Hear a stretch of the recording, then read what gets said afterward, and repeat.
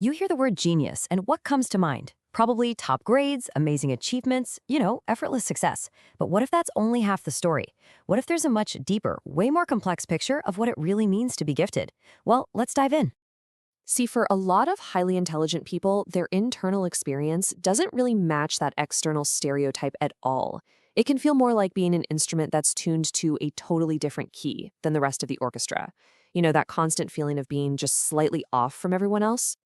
And this is really the heart of the matter. On one hand, you've got the school definition, which is all about what you do, your performance, your grades. But on the other hand, psychology looks at who you are, your unique inner world, your heightened awareness, and yeah, the very real challenges that can come along with that. So that brings us to our first section. We're going to move way beyond this simple idea that genius just means very smart and actually look at what the research tells us. Okay, so picture this. It's 1921, and a huge study kicks off at Stanford University. A psychologist named Lewis Terman starts following over 1,500 gifted kids for their entire lives. Now, he wanted to disprove the old myth that brilliant kids were, sickly and socially awkward. And he kind of did. He found they were generally pretty well adjusted.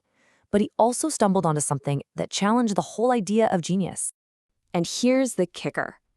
Decades into his own study, Terman himself wrote this.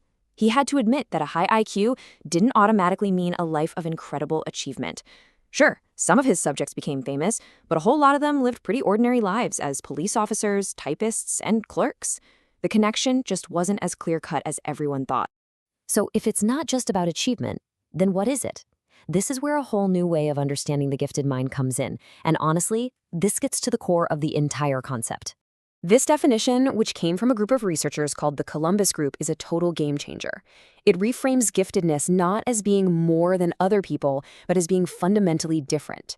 It's all about the mismatch between a really powerful mind and all the other parts of your development. And that mismatch creates an experience of the world that's just not standard. I absolutely love this quote from writer Stephanie Tolan because it makes this abstract idea perfectly clear. She said a gifted child could be 8 when riding a bicycle, 12 when playing chess, and 2 when asked to share his chocolate chip cookie with his sister. A gifted person isn't just one single age. They're like a mosaic of different ages all living in one body, which, as you can imagine, is incredibly confusing for them and everyone around them. And hey, this idea didn't just pop up out of nowhere. It has this really rich history. From Alfred Binet's concept of mental age over a century ago, all the way to Dabrowski's work on overexcitabilities, which is just a fancy word for an intense, kind of neurologically supercharged way of experiencing the world. Psychologists have been noticing this for a long, long time. Okay, so we've got the theory down. But what does this asynchronous mind actually look like day to day? Well, some of the signs might actually surprise you.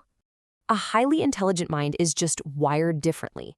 It's built to search for logic, not just accept what everyone else says. For them, solitude isn't about being lonely. It's like plugging in your brain to recharge. Small talk can feel physically draining because their brain is craving something to chew on. They're constantly seeing systems and patterns where others just see random stuff. And all of that can lead to this really profound feeling of being an outsider. Here's a really fascinating one. There's this idea called the Savanna-IQ interaction hypothesis.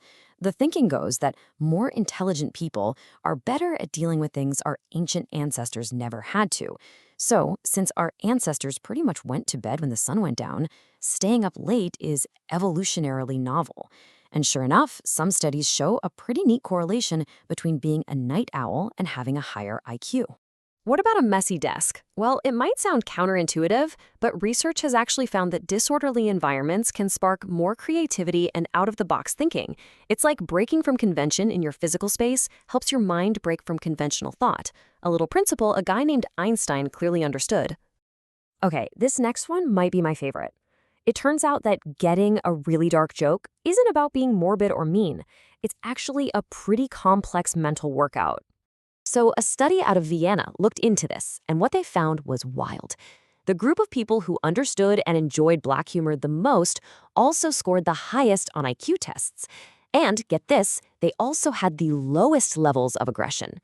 The researchers basically concluded that to process dark humor, you need this complex mix of cognitive and emotional skills working together. But, this different way of being isn't always fun and games and dark jokes. The same asynchrony that can fuel all that creativity can also create some major emotional and social hurdles. Let's just do the math for a second, because this is so important. The gap between a gifted kid's mental age and their actual physical age, it doesn't stay the same. It gets wider over time. So a 6-year-old might think like an 8-year-old, that's a 2-year gap. But by the time they're 12, they could be thinking like a 16-year-old. Just imagine trying to get through middle school when your mind is 4 years ahead of your body and all your classmates. And that widening gap so often leads to these kinds of painful internal questions. When your awareness of all the world's complexities is way ahead of your emotional ability to actually cope with them, it can lead to this intense feeling of isolation, the sense that something is just fundamentally wrong with you.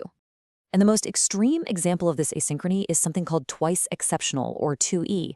These are people who have these incredible gifts in one area, but also face serious challenges, like ADHD or dyslexia. They have these huge gaps between their strengths and their weaknesses, which makes them incredibly vulnerable and so often completely misunderstood.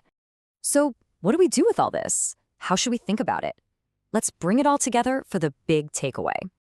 And this, right here, is the most crucial point. Giftedness isn't about having more intelligence. It's about having a different kind of intelligence. It's a more vivid, more absorbing, and just a deeply intense way of being that colors every single perception, every interaction. It's not some advantage to envy. It's a difference to understand. I want to end with this incredible quote. It's from a young man named Quinn O'Leary, writing about what it felt like to finally have this concept explained to him. For him, those two words, asynchronous development, they weren't just a label. They were an explanation. They validated a whole lifetime of feeling out of sync, and they replaced all that self-doubt with self-awareness. And that leaves us with a final, really important question. Understanding this isn't just some intellectual exercise, it's a call for empathy. In our schools, in our workplaces, in our own homes. How can we make more room for minds that don't quite fit the mold, and how can we help them navigate a world that wasn't really built for the way they experience it?